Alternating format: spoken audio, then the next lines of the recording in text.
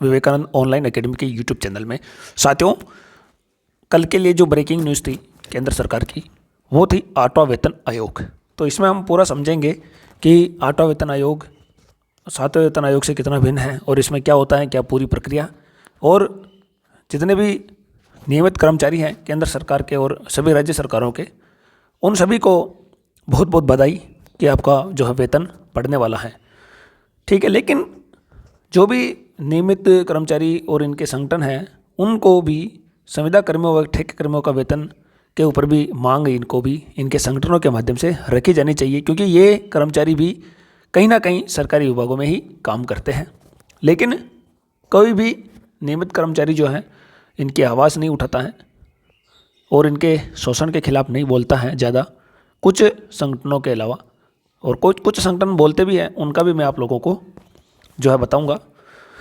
इस तरह साथियों, संविदा कर्मी, ठेके कर्मी सरकार की नज़रों में एक तरह का शोषण का जरिया बन चुका है।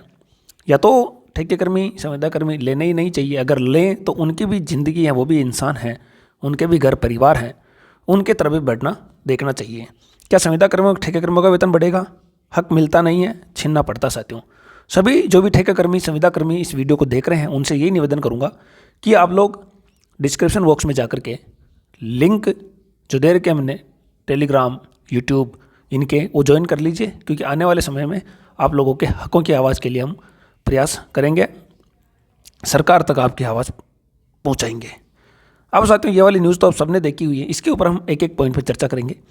सरकारी जो सैलरी है वो 38%, पेंशन 34% बढ़ेगी, तो ये बहुत ही शानदार फैसला है सरकार का। 1.15 करोड़ केंद्रीय कर्मचारी और पेंशनर को होगा फायदा। ठीक है, न्यूनतम वेतन 18,000 से बढ़कर 46,000 और ग्रेच्युटी भी करीब 2.5 गुना तक बढ़ जाएगी। ये न्यूनतम वेतन जो साथियों है वो नए कर्मचारियों का बढ़ेगा या पुराने का, इनके ऊपर भी हम बात करेंगे। ठीक है, उच्चतम वेतन में कितनी वृद्धि संभव है? तो 7वें वेतन आयोग में क्या हुआ था, उच्चतम ग्रेड वाले सेक्रेटरी लेवल के अधिकारी का मूल वेतन 2.5 लाख रुपए है। इनके वेतन में महंगाई भत्ता नहीं जुड़ता, इसलिए 2.57 के फिटमेंट फैक्टर के आधार पर वे 8वें वेतन में इनका वेतन बढ़कर 6.40 लाख रुपए हो जाएगा। यानी कि जो इनका वेतन है इतना हो जाएगा। इनकी ग्रेजुएटी पे सर इनके क्या फ़ायदा है? तो ये तो ऑलरेडी पैसे खूब कमा रहे हैं, तो इनके ऊपर तो बात करना ही। पेंशन की राशि, पेंशनर को भी फायदा मिलेगा। 6ठे वेतन में पेंशनर 14% और 7वें में 23.6% बढ़ी थी, और अब इसी फॉर्मूले के आधार पर अगर पेंशन है तो 34% बढ़ने की संभावना लग रही है। यानी कि जो सरकारी कर्मचारियों का वेतन है वो लाखों करोड़ों में यहाँ पे जाने वाला है। अब देखते हैं सरकार क्या वास्तव में इतना वेतन बढ़ाएगी, क्योंकि अन्य कर्मचारियों के मुकाबले पहले ही सरकारी कर्मचारियों का वेतन में कमी नहीं है, पहले ही खूब सरकार देती हैं। बात आती है संविदा कर्मी, निविदा कर्मी, ठेके कर्मियों की, इनके शोषण पर कोई आवाज़ नहीं उठाता है, तो हमने सोचा कि हम इनकी आवाज़ पुरजोर तरीके से उठाएंगे और जहाँ जहाँ भी मौका मिलेगा उनकी आवाज़ उठाएंगे। जो नियमित कर्मचारी हैं उनको भी हमारा यही कहना है कि आप लोग भी इनकी आवाज़ उठाएं।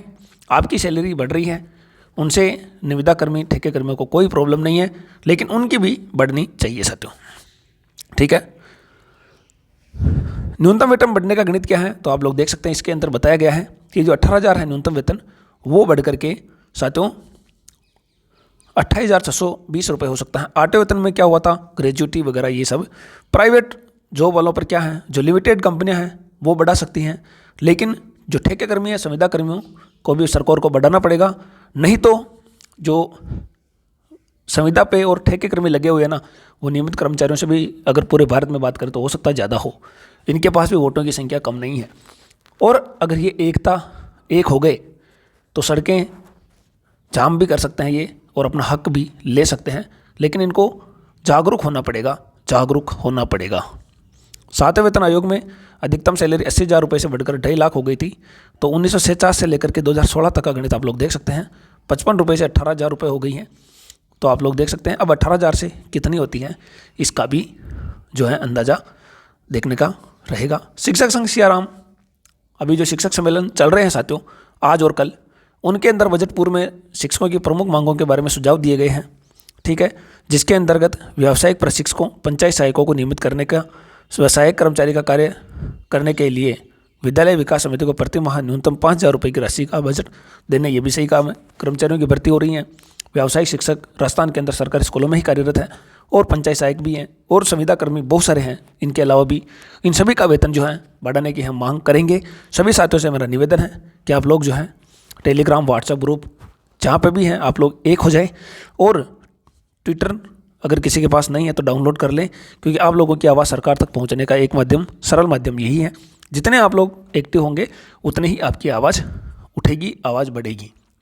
अभी चुनाव है दिल्ली में, तो सरकार ने फैसला किया है आने वाले टाइम में 2028 में राजस्थान में चुनाव है, तो आप लोगों की मांग जो है वो लगभग 2027 तक पूरी होने की संभावना है। लेकिन इसी तरह आप लोगों को एकजुट होकर के आवाज़ उठानी पड़ेगी, अन्यथा आपकी आवाज़ सरकार तक नहीं पहुंचेगी। क्योंकि राजस्थान के अंतर्गत लगभग 3 से 4 लाख संविदा कर्मी और ठेके कर्मचारी हैं जो कहीं ना कहीं किसी न किसी सरकारी विभाग में काम कर रहे हैं और उतना ही काम कर रहे हैं जितना नियमित कर्मचारी कर रहे हैं। बस उनमें और इनमें यही अंतर है कि ये एग्ज़ाम दे करके नहीं लगे हैं और वो एग्ज़ाम दे करके लगे हैं, बस यही फ़र्क है।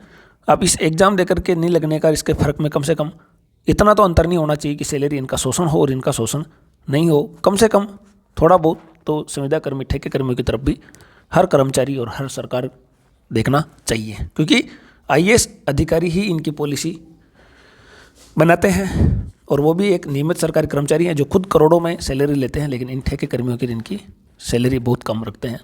तो मैं यही कहना चाहूँगा आईएएस अधिकारियों से इनसे कि आप लोग जो है पॉलिसी बनाओ तो थोड़ी बहुत तो सोच समझ कर बनाइए। इनके भी परिवार हैं, इनके भी घर छोटे छोटे बच्चे हैं, सब कुछ हैं जो तुम्हारे हैं।